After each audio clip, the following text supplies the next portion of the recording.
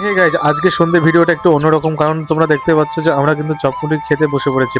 চপমুড়ি খাওয়ার একটাই কারণ হচ্ছে যে বিলু আমাদেরকে আজকে ট্রিট দিচ্ছে।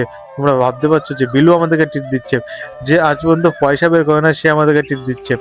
আর পয়সা বের করে কিন্তু কম বের করে, আর প্রীতম তো একদমই বের করে না।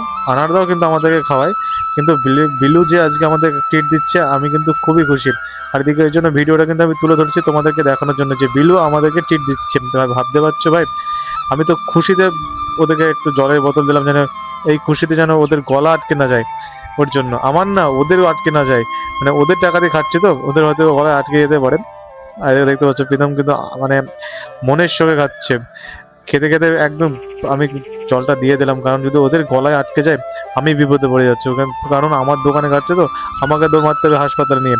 তাই এই কারণে কিন্তু আমি জল দিলাম। এদিকে কিন্তু আমি বাইরে বেরিয়ে পড়লাম, কারণ দোকানে আমি খেতে চাই না।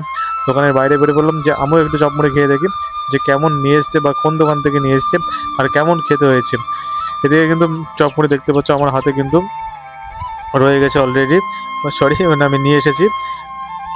আর এদিকে বিলু চপমুড়ি খাচ্ছে, দেখতে পাচ্ছ নিজের টাকায় চপমুড়ি খাচ্ছে, তো ওই জন্য একটু মন মরা হয়ে আছে। এদিকে প্রীতম রয়েছে, ও কিন্তু খুশি দেখাচ্ছে, কারণ বিলুর টাকায় খাচ্ছে। নিজের টাকায় খেলে কিন্তু অতটা বিলুর মতন মুখ হয়ে থাকতো।